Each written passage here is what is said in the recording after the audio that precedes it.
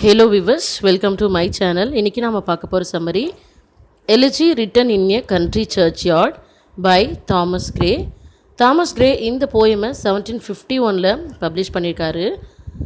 இந்த போயம் அவர் எப்போ எழுத ஸ்டார்ட் பண்ணியிருக்காருன்னு பார்த்தோம்னா 1742ல அவருடைய க்ளோஸ் ஃப்ரெண்ட் ரிச்சர்ட் வெஸ்ட் இறந்த பிறகு இந்த போயம் எழுத ஸ்டார்ட் பண்ணியிருக்காங்க.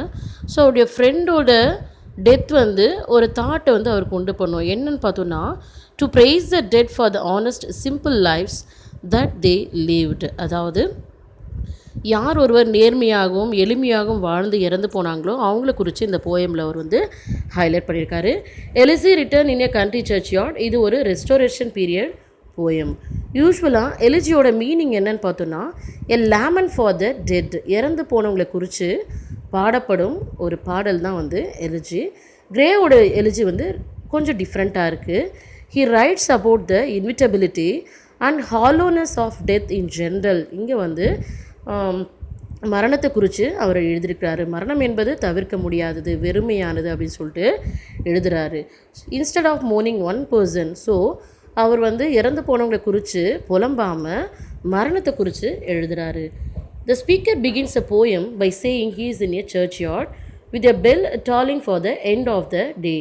ஸ்பீக்கர் போயம் எப்படி ஸ்டார்ட் பண்ணாருன்னு பார்த்தோன்னா அவர் ஒரு சர்ச் யார்டில் இருக்கார். ஸோ சர்ச் யார்டுன்றது என்னன்னு பார்த்தோன்னா ஒரு கல்லறை தோட்டம்.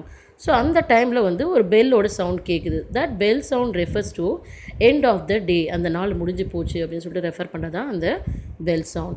He describes the scenery around him. Next அவரை சுற்றி இருக்கிற சீன்ஸ் எல்லாமே அவர் டிஸ்கிரைப் பண்ணுறாரு. சன் செட்டிங், அந்த கேட்டல்லாம் திரும்பவும் வீட்டுக்கு வர்றது, ஃபார்மர்ஸ் வாக் ஹோம் டயர்ட்லி, அதாவது மார்னிங் ஃபீல்டுக்கு போன ஃபார்மர்ஸ் ஈவினிங் டயர்டோட வீட்டுக்கு வர்றது, இது எல்லாமே அவர் டிஸ்கிரைப் பண்ணுறாரு. Darkness gradually covers the countryside. So அந்த கண்ட்ரி சைடு ஃபுல்லாகவே இருட்டி போச்சு. A deep silence is disturbed by the droning flight of the beetle. So அங்கே இருக்கிற இந்த டீப் சைலண்ட்டை யார் பிரேக் பண்ணுறாங்கன்னு பார்த்தோம்னா இந்த பீட்டில் வண்டுகளோட சத்தமும் இந்த ஷீப்போட நெக்கில் கட்டப்பட்டிருக்கிற இந்த பெல் சவுண்டு என்ன பண்ணுதுன்னா அந்த டீப் சைலண்ட்டை டிஸ்டர்ப் பண்ணுதான். அங்கே இருக்கிற சர்ச் டவர் ஐவி கீப்பர் ஃபுல்லாகவே கவர் பண்ணிகிட்ருக்கு. And also he heard an owl hooting, ஒரு ஆந்தையோட அலறல் சத்தத்தையும் அவர் கேட்குறாரு. அங்கே அந்த சர்ச் யார்டில் எம்ட்ரீஸ் யூட்ரிக்கு அடியில் நிறைய கல்லறைகளை அவர் பார்க்குறாரு. அந்த கல்லறைகள் யாருக்கு சொந்தமானதுன்னு பார்த்தோன்னா simple forefathers of hamlet village, எளிமையான வாழ்க்கை வாழ்ந்த ஹேம்லெட் வில்லேஜோட ஃபோர் ஃபாதர்ஸ் தான் அந்த கல்லறையில் இருக்காங்கன்னு சொல்லிட்டு அவர் சொல்கிறாரு. He speaks of the men who are in the graves and how they were exactly simple folks of the village. So அவங்கள பற்றி தான் இந்த போயமில் பேசுகிறாரு. They were exactly simple folks of the village, இந்த வில்லேஜோட மக்கள் தான் இவங்க அப்படின்னு சொல்லிட்டு சொல்கிறாரு. They are dead and nothing will wake these villages. இவங்க இறந்து போயிட்டாங்க, இனி இவங்கள யாராலையும் எழுப்ப முடியாது. ரூஸ்டர் ஒரு சேவலோட கூவலாக இருக்கலாம், இல்லை ட்விட்டரிங் பேர்ட்ஸோட சவுண்டோ, இல்லை மார்னிங் ப்ரீஸோட ஸ்மெல்லோ, ஹண்டர்ஸோட ஹார்ன் சவுண்டோ எதுவுமே இவங்கள எழுப்ப முடியாது, ஏன்னா இவங்க இறந்து போயிட்டாங்க. The speaker also laments that pleasures of the life would no longer be felt by those who are buried in the graveyard. இந்த கல்லறையில் புதைக்கப்பட்டிருக்க மக்கள் என்ன பண்ண மாட்டாங்க, இனி வாழ்க்கையில் இருக்கின்ற சந்தோஷங்களை அவங்களால என்ஜாய் பண்ண முடியாது. No one will lit fire for them to warm in the return home in the sunset, especially the family life like caring wives, hugging and kissing of the children. So இனி இவங்க வருவாங்க, evening வருவாங்க சொல்லிட்டு இவங்களுக்காக யாரும் ஃபயரை lid பண்ண மாட்டாங்க, ஏன்னா இவங்க இறந்து போயிட்டாங்க. இனி இவங்களுக்கு கேர் பண்ணுற ஒய்ஃப் இருக்க மாட்டாங்க, அவங்களோட கொஞ்சம் விளையாட குழந்தைங்க இருக்க மாட்டாங்க, ஏன்னா இந்த ஃபார்மர்ஸ் எல்லாமே இறந்து போயிட்டாங்க. The dead villages were farmers. How they enjoyed farming when they were alive. So இந்த போய்ட் என்ன பண்ணுறாருன்னா இந்த வில்லேஜஸ் எல்லாமே ஃபார்மர்ஸை தான் இருந்திருக்காங்க அப்படின்னு சொல்கிறாரு. ஸோ இவங்க உயிரோடு இருக்கும்பொழுது இந்த ஃபார்மிங் லைஃப்பை ரொம்ப என்ஜாய் பண்ணியிருக்காங்க. பட் மரணம் என்பது இன்விட்டபிள், எதிர்பார்க்காதது ஒன்று அப்படின்னு சொல்கிறாரு, அதை தவிர்க்க முடியாது அப்படின்னு சொல்கிறாரு. ஸோ இங்கே ஒரு வார்னிங் கொடுக்குறாரு. யாருக்குன்னு பார்த்தோன்னா ஆம்பிஷியஸ் பீப்புள், அதாவது ஏதோ ஒரு லட்சியத்துக்காக போராடி கொண்டிருக்கிற மக்களே இந்த சிம்பிள் லைஃப் லீட் பண்ணுற மக்களை குறித்து நீங்கள் ஏளனம் பண்ணக்கூடாது, ஏன்னா குட் ஆனஸ்ட் ஒர்க்கிங் லைஃப் இவங்க லீட் பண்ணுறாங்க. ஸோ இவங்கள நீங்கள் ஏளனமாக பார்க்கக்கூடாது. No one should mock these men because in death இவங்க இறந்து போயிட்டாங்க. இனி இவங்களுடைய சிம்பிள் லைஃப்பை குறித்து நம்ம அவங்கள கேலியோ கிண்டலோ ஏளனமோ செய்யக்கூடாது.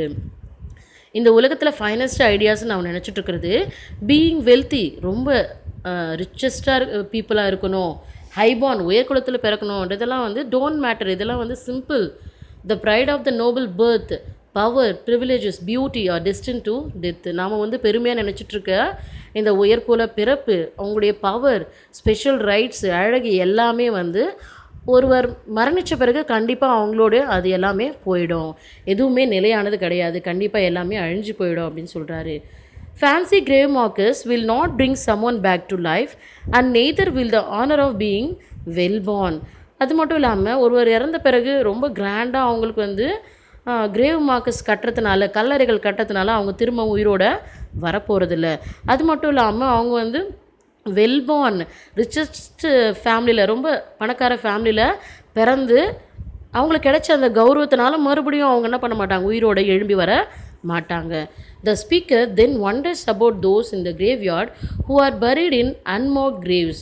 ஸோ நெக்ஸ்ட் அவர் எதை குறித்து பேசுகிறாருன்னா, சில கிரேவ்ஸ் எல்லாமே வந்து சிம்பிளாக இருக்குது, எதுவுமே எழுதப்படாமல் இருக்குது. ஸோ அதை பார்த்தோன்னே இவருக்குள்ளே ஒரு ஆச்சரியம். ஒருவேளை இங்கே புதைக்கப்பட்டிருக்க மக்கள் வந்து பேஷனட்டாக இருந்திருப்பாங்களோ, ரொம்ப உணர்வுபூர்வமாக இருந்திருப்பாங்களோ, if they were potential world leaders who left the world too soon, இந்த உலகத்தையே ரூல் பண்ணுற அளவுக்கு பவர் இருந்திருக்குமோ, ஆனால் அவங்க இறந்து போயிட்டாங்களே அப்படின்னு சொல்லிட்டு ஃபீல் பண்ணுறாரு. ஒருவேளை இவங்களுக்குள்ள ஒரு பியூட்டிஃபுல் லையர் பிளேயராக இருந்திருப்பாரோ, ஒருவேளை அவர் இருந்திருந்தால் கிரேட் மியூசிஷியனாக வந்திருப்பார். ஸோ இந்த பீப்புள் வந்து எதுவுமே தெரிஞ்சுக்காமல், இந்த உலகத்தை பற்றி எதுவுமே தெரிஞ்சுக்காமல் இறந்து போயிட்டாங்களே அப்படின்னு சொல்லிட்டு ஃபீல் பண்ணுறாரு. He laments for the poor villages as they were never able to learn much about the world. இந்த உலகத்தை பற்றி தெரிஞ்சுக்காமல் அவங்க இறந்து போயிட்டாங்களே ஃபீல் பண்ணுறாரு. நெக்ஸ்ட் வந்து ஒரு மெட்டாஃபர் நமக்கு கொடுக்குறாரு. அதாவது நாலேஜ்ன்ற புக் வந்து அவங்கக்கிட்ட ஓப்பன் ஆகவே இல்லை. ஏன்னா பாவர்ட்டி, அவங்களுடைய லைஃப் எப்படி இருக்குன்னா வறுமையில் சூழ்ந்திருக்கிறதுனால புக் எடுத்து படித்து நாலேஜ் டெவலப் பண்ணுற அளவுக்கு அவங்களுக்கு டைம் இல்லைன்னு சொல்கிறாரு. ஸோ இங்கே புதைக்கப்பட்டிருக்க மக்கள் எல்லாமே யாருன்னு பார்த்தோன்னா அன்சங் ஹீரோஸ், பாடப்படாத ஒரு ஹீரோஸ் அப்படின்னு சொல்கிறாங்க. ஸோ அவங்கள எதுக்காக கம்பேர் பண்ணுறாருனா, ஓஷனோட அடியில் இருக்கிற ஜெம்ஸோடவும் யாருமே போயிட்டு பார்க்க முடியாத இடத்துல பூக்கின்ற ஒரு பூக்களை போலவும் அவங்க லைஃப் இருக்குன்னு சொல்லிட்டு கம்பேர் பண்ணுறாரு. ஒருவேளை இங்கே இருக்கிற ரெசிடென்ஸ், இறந்து போன இங்கே இருக்கிற பீப்புள் வந்து ஹிஸ்டாரிக்கல் ஈவெண்ட்டோட தொடர்புடையவங்களாக இருப்பாங்களோ, பட் அனேபிள் டு ஷைன் ஆக முடியாமல் அவங்க இறந்து போயிட்டாங்களே. ஒருவேளை இவங்களுக்குள்ள பேரடைஸ் லாஸ்ட் எழுதின மில்டன் ஒருவர் இருப்பாரோ, இல்லை கிங் சார்லஸோட பாலிசிஸை வந்து தைரியமாக ஆப்போஸ் பண்ணி பேசின ஜான் ஹாம்டன் இவங்களுக்குள்ள ஒருத்தர் இருப்பாரோ அப்படின்னு சொல்லிட்டு ஆச்சரியப்படுறாரு. பட் கடைசியாக அவங்கள குறித்து என்ன புலம்புறாருனா, they were poor and unable to make their mark on the world. So அவங்க புவர் பீப்புளாக இருந்ததுனால தான் எந்த ஒரு சக்ஸஸ்ஃபுல்லான ஈவெண்ட்டை வந்து அவங்களால ரெக்கார்ட் பண்ண முடியல. they were poor, also innocent, அவங்களுக்கு எதுவுமே தெரியல. they were not capable of regicide, அரசியல் சூழ்ச்சி பண்ணி ராஜாவை கொலை பண்ணுற அளவுக்கு அவங்களுக்கு பவர் இல்லை. ஆர் பீயிங் மெர்சிலஸ், அவங்க எல்லாமே வந்து ரொம்ப மெர்சிஃபுல்லாக, ரொம்ப இரக்கமானவங்களாக, அன்பானவங்களாக வாழ்ந்து இறந்துருக்காங்க.